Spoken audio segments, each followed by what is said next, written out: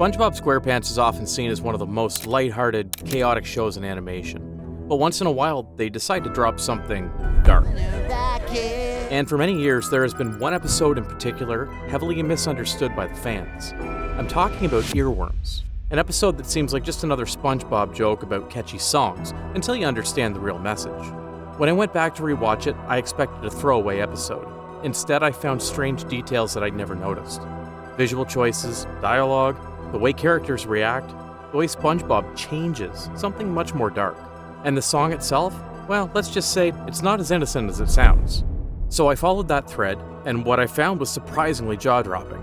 It changed my whole impression of the episode, and I think I've finally solved the darkest episode of SpongeBob. Let's take a closer look and start from the beginning. The episode starts out like any other day in Krusty Krab's. SpongeBob's just doing what he always does, annoying Squidward with relentless enthusiasm. But instead of jellyfishing or karate chops, SpongeBob's latest obsession is a pop song called Musical Doodle. It's a peppy little jingle that plays on the radio while SpongeBob's cleaning the Krusty Krab, and for some reason, it's a jam. He doesn't just like the song, he loves it. He attaches to it. The song burrows into his head and he sings it practically all day. He hugs into the radio, singing it while flying home, and later even bought a vinyl to be played at home. Now, I know what you're all thinking. This is just a regular day of SpongeBob, right? Nothing out of the ordinary. But sadly, this is just the beginning. SpongeBob wasted no time playing the song once he got home. And after the song ends, he plays it again. And again. And again. SpongeBob was so infested with the song, he literally repeats the song until late at night. Even when he's trying to sleep, his body refuses to let go of the song. His lips whistling by themselves, even his pores start whistling the tune. This is giving me bad dreams. Eventually, SpongeBob gives in. He stays up all night looping the song, completely gives up on rest, just chasing that little serotonin kick like it's a drug. So the next morning, he stumbles into work like he's been hit by a bus. Dark circles, bloodshot eyes, jaw twitching. This man has seen things, or heard things. Mr. Krabs tells him to get it together, and SpongeBob responds by laughing. It's not even a happy laugh, it's the laugh of someone who's halfway through a breakdown. But instead of actually focusing on the job, SpongeBob keeps singing the song and hits us with a new strategy. I should stop fighting the Doodle's infectious groove. You know where this is going. From here on out, he spirals. He starts messing up orders, throws soda at the customer's face, refuses to hear any complaints, all while singing. I asked for no onions! Young man! Krabs definitely doesn't like it because he starts losing money, so he gave SpongeBob one last warning.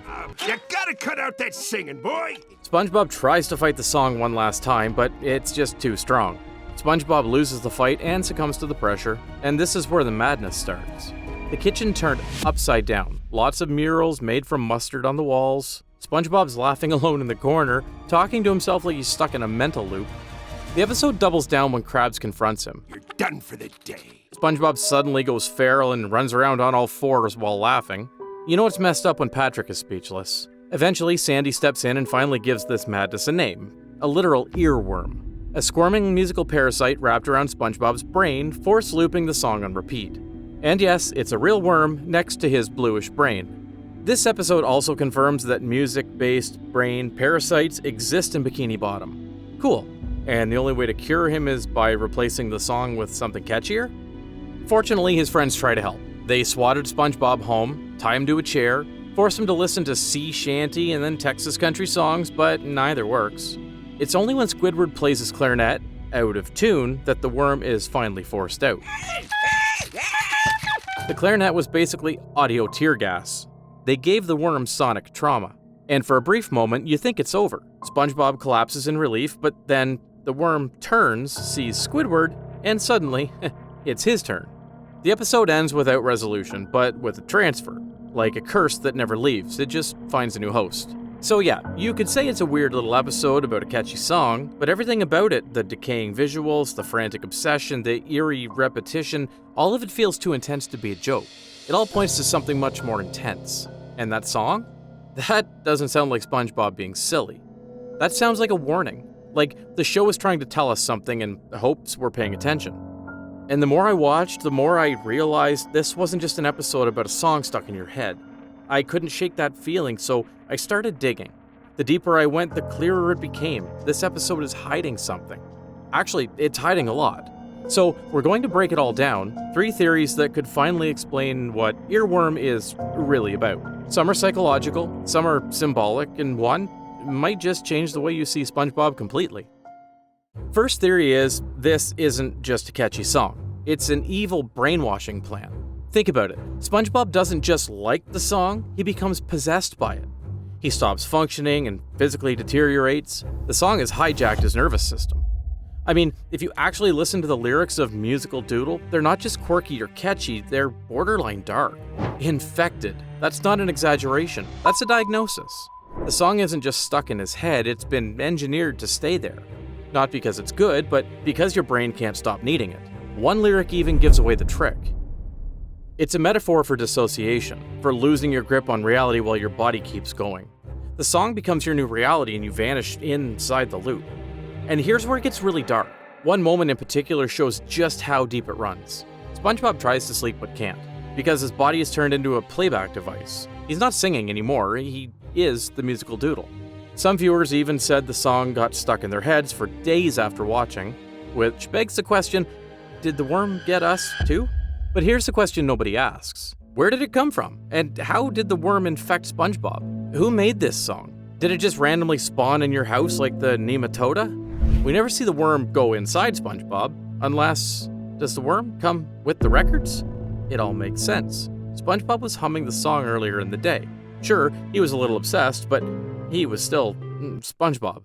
Then he brings home the vinyl with that unnerving, smiling face printed on it, and everything changes. After it hits the turntable, it's over.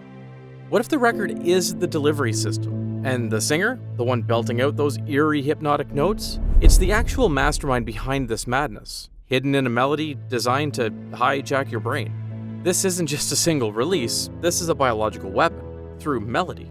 They're not trying to entertain you, they're trying to own your mind.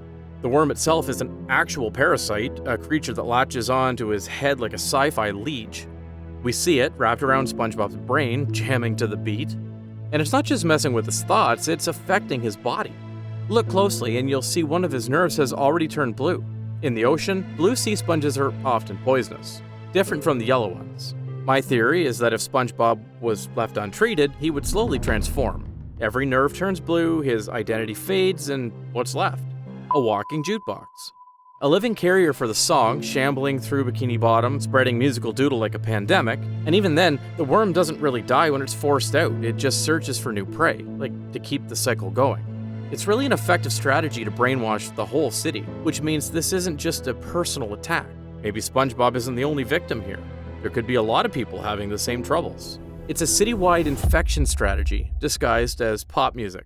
So yes, musical doodle might be brainwashing, but here's the thing about brainwashing, it doesn't just target your brain. It preys on something deeper, your wants.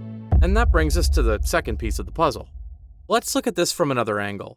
What if earworm isn't just about brainwashing, it's about addiction? Not the chemical kind, but the kind we live with every day. The song SpongeBob hears, Musical Doodle, it's not deep or emotional. It's designed to be shallow, catchy, and repetitive. It's a pop jingle, the kind you hear in an ad or a hit song with zero lyrics beyond a hook. And SpongeBob, he treats it like gospel. He buys the vinyl, loops it on repeat, he builds his whole night, his life, around it. Even as everything around him starts falling apart, he doesn't care because the song is fun. Sound familiar? It's the trap. And here's where the episode starts hitting a little too close to home. SpongeBob doesn't even question it. He doesn't evaluate it, he just needs more of it. You could replace Musical Doodle with literally anything. Bingeable shows, viral TikTok clips, sugary snacks, doom scrolling. Stuff that feels good, takes over our brain, and pulls us into a routine where we stop thinking. In that sense, Musical Doodle is a symbol of modern consumer obsession. A product we believe we want, even if it makes us worse off. Look again at Krusty Krab's kitchen during the spiral. It's messy. There's mustard graffiti everywhere, his walls are literally crumbling. The illusion of pleasure is so strong, but SpongeBob can't even see the destruction. And remember when Mr. Krabs threatens to fire him? SpongeBob just laughs it off. He laughs like none of it matters. Why? Because by then, the product has consumed the user. SpongeBob's no longer living his life, he's just playing the loop. He's a doodle puppet. So yeah, maybe the earworm isn't fully at fault here. It's something we invite in because we crave it. But once it gets in, once it loops long enough, it changes you. And that leads us to the final theory of the spiral. The one taking SpongeBob somewhere more dark. Something far more personal. This here's the one that really hits home. The psychological angle. What if the whole episode is a metaphor for intrusive thoughts? You know, those mental loops that won't go away, the ones you try to fight, but the harder you push back, the worse it gets? SpongeBob tries to resist at first, but eventually he breaks. Not because he wants to, but because he's exhausted, and here's where it gets weird. Maybe even symbolic in some part of the episode. SpongeBob never asks for help. Now, while SpongeBob isn't the brightest creature in Bikini Bottom, surely even he could recognize when something wasn't right. But in the episode, not once does he acknowledge that he needs help from his friends or family. That's how intrusive thoughts work. They don't show up like villains, they wear your face. And by the time you realize they've taken over, it feels too late to fight. His house and the Krusty Krab fall apart the more the song takes over. It visualizes the song's damage to his life, cluttered, broken, impossible to live in. Once you fall into this pit, you lose everything dear to you one by one. These symptoms sound familiar to you? It's because it's a sign of mental health issues. An addiction, obsessive behavior, even depression. So you remember that Krabs tries to physically pull the worm out, and Sandy said it won't work? Because it will damage his brain. It's kind of weird at first. SpongeBob definitely could take some brain damage, right? He has already done that so many times. It just felt like plot bridging so they could all sing their own personal favorites. But it actually symbolizes how brute force can't fix mental illness. When you're so deep in the pit, no amount of physical treatment will fully heal you. They subtly tell us that the only way to replace bad memories is by creating new ones, no matter how crap it is. Well, it's always better to replace it with better memories. You get the idea. Squidward's clarinet is awful, indeed, but it's the only thing that breaks the spell. This tells us that maybe discomfort is the cure.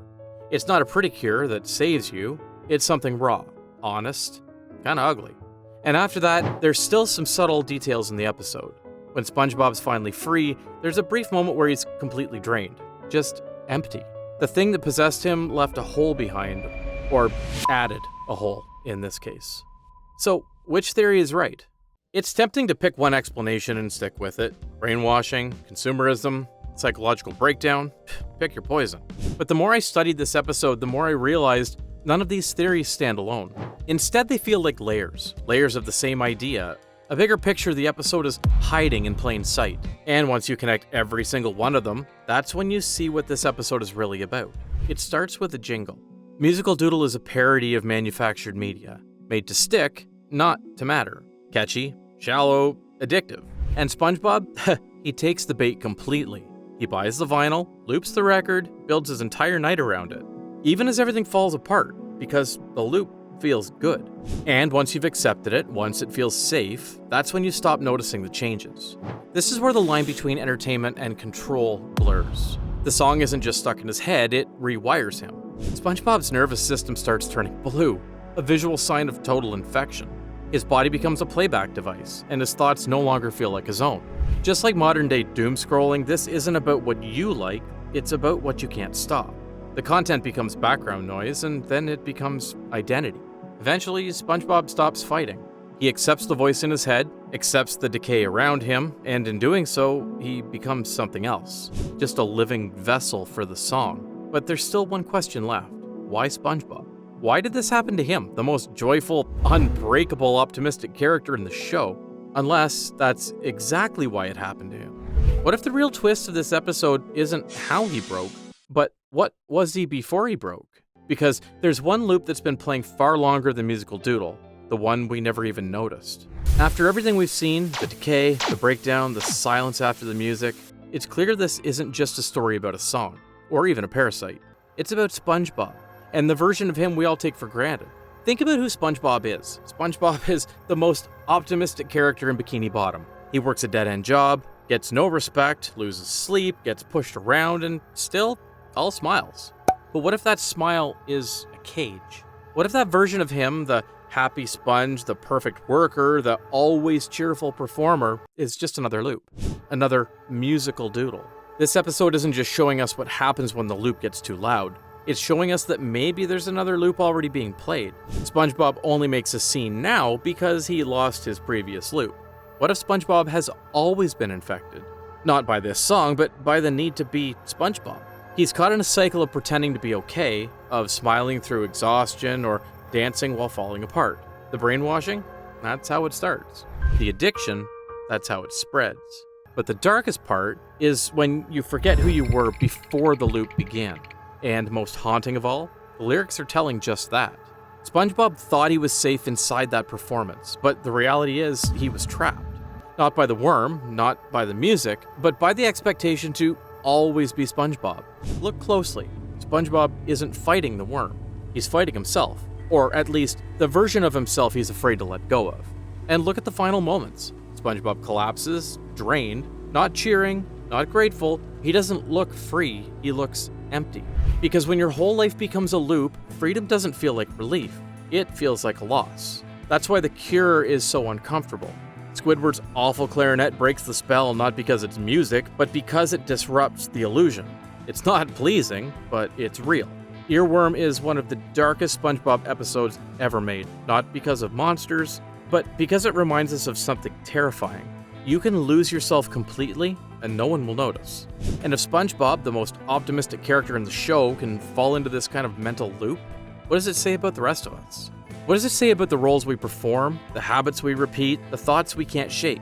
In the end, Earworm is subtly creepy because it's realistic.